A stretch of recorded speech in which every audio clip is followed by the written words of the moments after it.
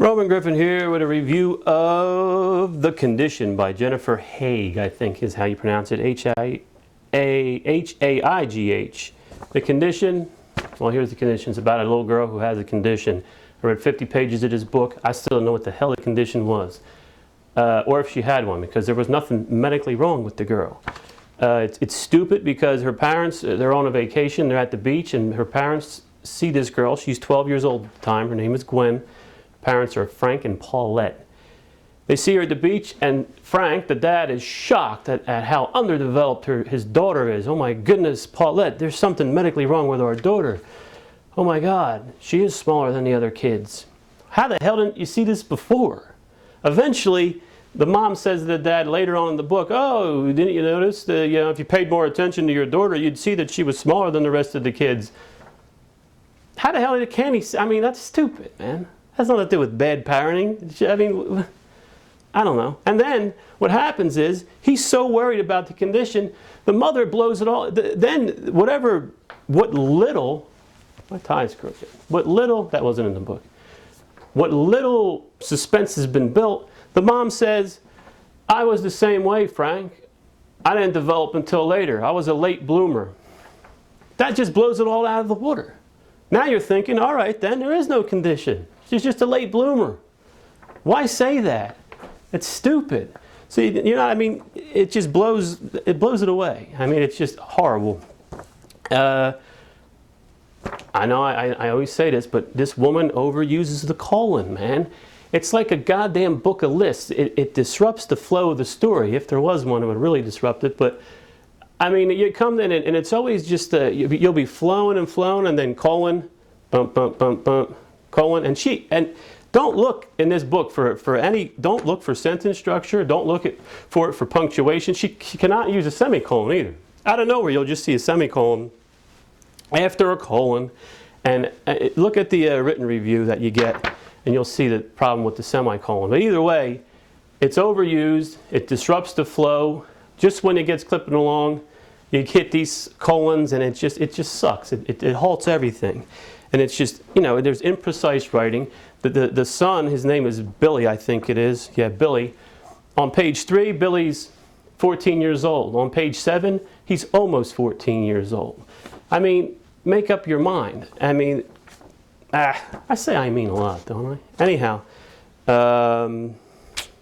what else? Oh, in the summertime it said that Scotty, the younger son, has the top Billy's saying this in his head or whatever, his inner monologue.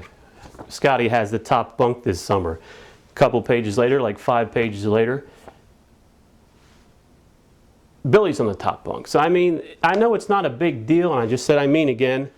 I know it's not a big deal, but it has to add up. I mean, then don't mention who has the top bunk, okay? If it's not going to work out that way. It didn't say they fought for it or he commandeered it. It just said that he was on the top bunk. And here's some precise writing for you. They followed the gravel path loaded down with groceries. If I saw a gravel path loaded down with groceries, I'd follow it too, especially if I was hungry. She handed him the keys to the wagon. Sitting in the passenger seat, he made Paulette nervous. I thought she handed him the keys. When somebody hands somebody the keys, doesn't that connotate he's driving? But then he ends up in the passenger seat. How it happens, I don't know. Here's another one. Frank followed his wife an endless mile up the beach, loaded down with an igloo cooler, umbrella, and beach chairs. This mile was loaded down with beach chairs, a cooler, and an umbrella. It's a cool beach because you don't have to bring shit to it. You can just show up and pick stuff up along the way. And preferably, especially if you go to that gravel path first, pick yourself up some groceries, then head to that beach. It's a one-stop shop. In fact, you don't even have to shop. You just pick shit up and you're fine. How lovely. What else? I don't know. Oh, this is just funny.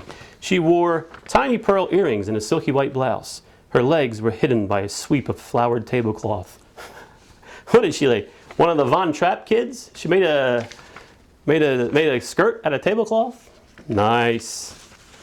Overused cliche. A blind man could see that Cho was destined for a hit.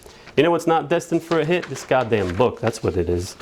Not what's not destined for a hit. Where I had something else I wanted to share with you. I don't know. I lost it. Anyhow, imprecise writing. It sucks. There's no condition because Mom blows it out of the water on page like 28 or some shit like that.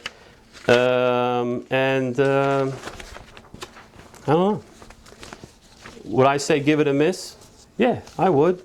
Because it doesn't add up, it's stupid, and there is no story. I know I say that a lot, but only because I mean it. Anyhow. Jennifer Haigh, The Condition, which is now on the Flowa. I'd give it a miss because it's pretty much horseshit. Thank you for listening.